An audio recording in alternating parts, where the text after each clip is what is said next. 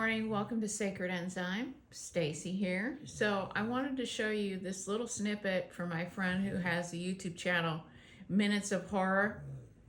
And he is talking about stem cell and cell technology. And I've talked in the past about Project Mannequin and Project Camelot.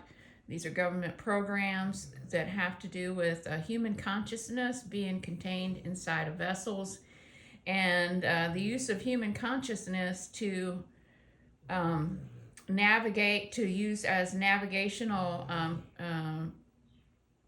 guides on ships. Like, for an example, they would use the consciousness of a person, or they would power a cyborg by a fragment of a consciousness, and they would power the ship. The ship would be able to be powered by being paired to a certain individual, and then they are connected to the technology with their DNA. So this explains it really good, and I want you guys to watch this, because when I talk about this stuff, I'm just not making it up. I mean, this is stuff that, like, I'm seeing in the other realms, or that I run across, and I just think that it's really fascinating. The more we know, the better prepared we are. So here we go.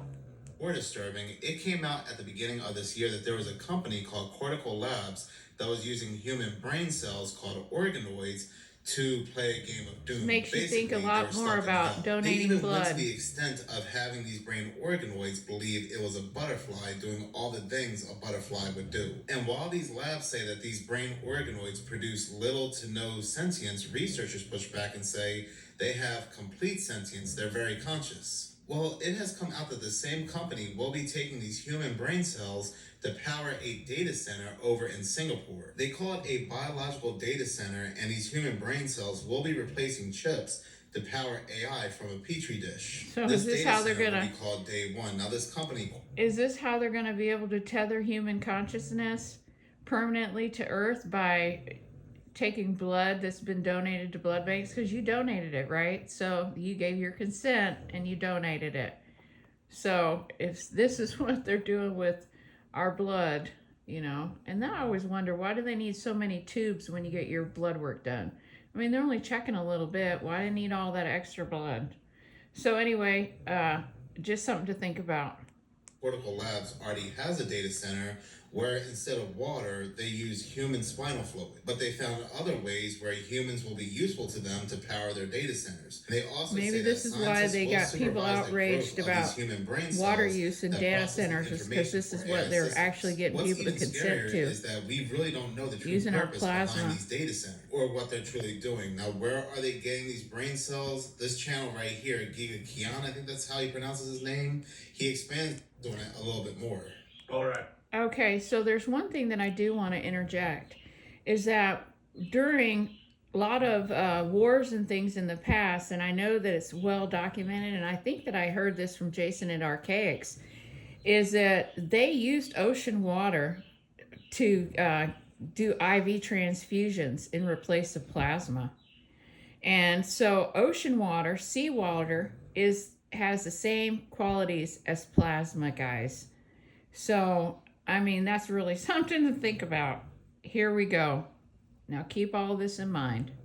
Singapore just launched a data center powered by living human brain cells. And before you ask whose brain cells they're putting in the computer, the situation gets weirder. They don't take them from somebody's brain. This all can get started with blood from a living person, meaning theoretically, they could put you in the data center. I'm GigaQian, and I'm going to show you how this works, because Singapore now has 20 biological computers that use real human neurons as part of the computing system. Let's be clear, when I said powered by, I didn't mean the neurons generate electricity. The neurons actually process information. So where did they get them? Reportedly, the neurons are from blood cells that were reprogrammed into stem cells. And Cortical Labs, the company that makes these computers, has already shown how personal that can get. The company's CEO says he already gave about 10 milliliters of his blood so that the neurons could, you might have guessed it, play with doom. Yep, that same old video game. I've never played a video really say game. That founder put his blood, sweat, and tears into his work. Let me tell you how all this works. Scientists can take cells from blood and reprogram them into what is called induced pluripotent stem cells. That basically means resetting an adult cell to a state where it can become multiple different cells again. Then they use chemical signals to guide those reset cells into becoming actual human neurons. And no, those neurons don't contain the donor's memories or personality, but they do contain genetic information for the donor. Now take at least 200,000 of those neurons and grow them directly across a silicon chip covered. Did you hear what he said? It does contain genetic material about the donor. It does contain genetic material about the donor. We are keys, guys. Our DNA is keys. In microscopic electrodes. The neurons grow, connect with each other, and form a living neural network.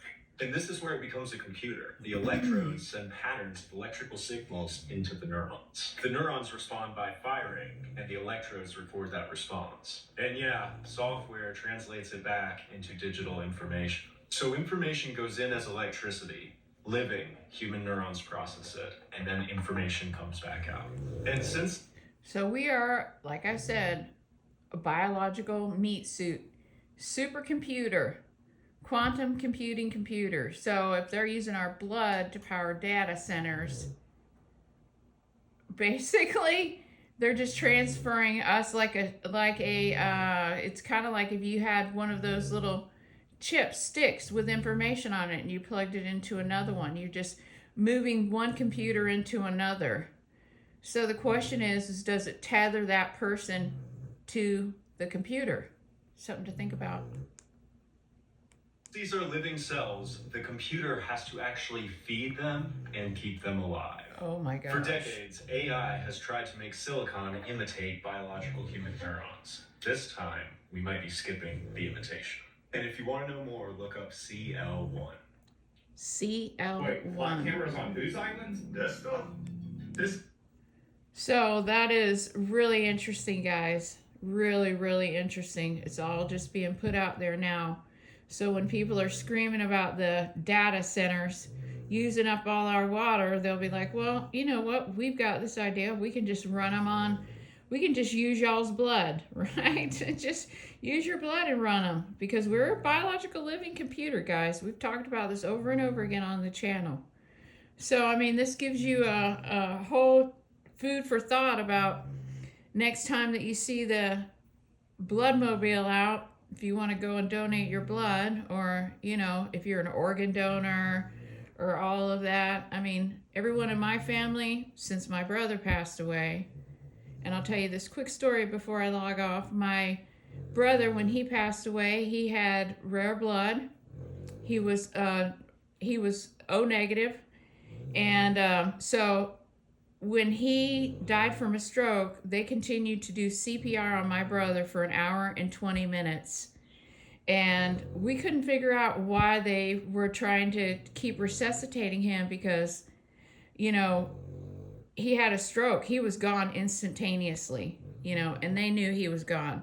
But they kept working on my brother. Well, then we found out that all his organs got donated out and that somebody had his corneas. So this just goes to show you that when you've got rare blood, that they really want your organs. So it's just something to think about, guys. But everyone in my family has now opted out of donating their organs. Have a great day.